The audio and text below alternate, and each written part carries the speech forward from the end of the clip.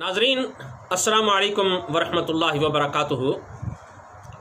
रिज़्क़ से मुतालिक जो परेशान लोग होते हैं ना, मैं ये कहूँगा कि आज वो परेशान होना छोड़ दें, क्योंकि आज मैं आपको रिज़्क़ का एक मुजर्रब नक्श और तावीज़ बता रहा हूँ कि जिससे रिज़्क़ जो है ना वो दरिया के पानी की तरह आएगा। इस नक्श को चाहे कोई अमीर आदमी लिखे या कोई महज गरीब लिखे, महज फ़कीर लिखे, रिज़्क़ जो है ना उसका बढ़ता ही चला जाएगा। और दूसरा फ़ायदा इसका यह है कि जो इस से मिलने वाला जो रिज़्क़ होता है ना, ये रिज़्क़ कभी ज़ाया भी नहीं होता। पहले यह आप नक्श देख लेंगे, स्क्रीन पर आपका नक्श पहुंच गया है। इसका तरीका जो है ना ये बाद में बताऊंगा। ये नक्श जो है ना ये दरवाज़े की शक्ल का नक्श है। इसके लिखने की तरतीब ये है कि तावीज़ जो है ना ये 6 वाले खाने से आपने शुरू करना है। जहाँ कोने के अंदर 6 लिखा हुआ है ना, यहाँ आपने ये तावीज़ शुरू करना है। 6 के बाद फिर आपने 12 वाले खाने में लिखना है, 12 लिखना है, फिर वो 12 के बाद 24 है, 24 के बाद 30 है, फिर 36 है, फिर 42 है, फिर 48 है। ये 48 वाला जो खाना है ना ये आखिरी खाना है। अब लिखने के बाद ये जो दरवाजे की शक्ल का यानी खाली जगह नज़र आ रही है आपको, जहाँ पे ये लिखा हुआ है कि जहाँ अपना नाम लिखें, तो यहाँ आपने अपना नाम वालदा के नाम के साथ लिखना है। यानी जैसे मैंने लिख के दिखाया है, नसीर बिन जैतून बीबी लिखा हुआ है ना इसके ऊपर, ये मैंने फ़र्ज़ी नाम है कि लिखा है।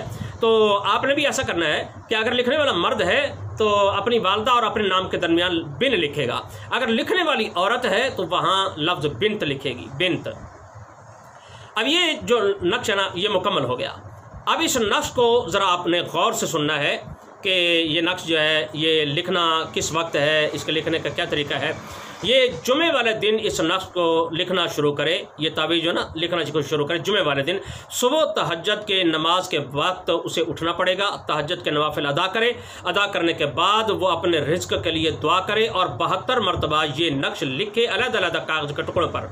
ये नक्श अलग-अलग लिखने के बाद जब ये नक्श मुकम्मल हो जाए तो अब ऐसा करना है कि आटा गूंदना है। ये घर वाला आटा होता है ना, गंदम का आटा, ये आटा हमने गूंदना है और इसकी 72 गोलियां बनानी है। यानी तकरीबन बेर के बराबर जो है ना इसकी गोली होनी चाहिए, इतनी गोली हो।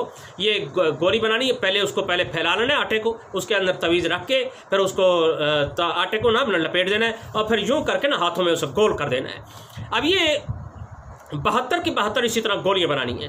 अब सुबह की नमाज जब पढ़ चुके ना, नमाज पढ़ने के बाद आपने ऐसा करना है कि ये गोलियां उठानी है और इसे जाके दरिया के अंदर डालना है। अगर दरिया तक रसाई ना हो, दरिया यानी बहुत दूर हो, तो नहर तकरीबन हर घर के अंदर यानी हर शहर के अंदर मौजूद होती है। यानी ऐसी नहर चाहे वो छोटी हो या बड़ी हो कि जिसमें मछलियाँ हों, उस नहर के अंदर आपने ये जाके तावीज़ डालना है। और ये अमल जो है ना कुल 18 दिन करना है। यानी 18 दिन मुसलसल इसी तरह ये सुबह के वक्त उठ के करना पड़ेगा। फिर 18 दिन के बाद ये तावीज़ जो है ना किसी भी वक्त, चाहे वो दिन हो चाहे वो रात हो, किसी भी वक्त ये अमल जो है ना आपने करना है। यानी एक तावीज़ लिख लेना है और लिखने के बाद इसे अपने पास जमा करते जाएं। फिर जब भी आपको वक्त मिले, 10 दिन में मिले, 15 दिन में मिले, 20 दिन में मिले, महीने में मिले, जब भी आपको वक्त मिले, ये जो तमाम तावीज़ात है ना, इन तमाम तावीज़ात को इसी तरह आपने आटे की गोलियों के अंदर लपेटना है। और लपेटने के बाद फिर इसे आपने उसी तरह नहर में डाल देना है या दरिया के अंदर डाल देना है। और ये इसी तरह आप ना अमल ये करते जाएँ। और ये यानी या आपने जाके ना ये फिर इसी तरह ये सारा की सारी गोलियां दरिया के अंदर डाल देनी है। ये अमल उस वक्त तक आपने करना है कि जब तक आपको दौलत की ज़रूरत है। जब ये देखें कि अल्लाह ताला ने मुझे मेरी औकात से भी ज़्यादा ये मुझे दौलत दे दी है, मुझे माल मता दे दिया है, तो ये अमल करना बंद कर दें। अब अमल की ज़रूरत नहीं है। लेकिन एक बात ये याद रख लें कि जब ये अमल कर चुके हैं और इस अमल की वजह से जब आपका रिज़्क़ का दरवाज़ा खुल जाएगा तो जितनी भी आमदन आपकी आती है उसमें से 5% आपने ज़रूर निकाल कर अल्लाह के नाम पे इसे खर्च करना है।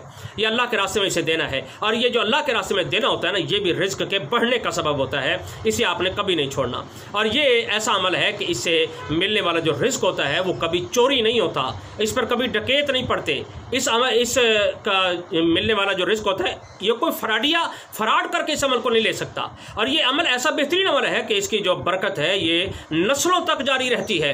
और ये एक बात और भी याद रख लें कि आम तौर पर जो दौलत होती है वो दुश्मनियों का सबब बनती है, लेकिन इस अमल से मिलने वाली जो दौलत है वो मोहब्बतों को फ़रोग देती है।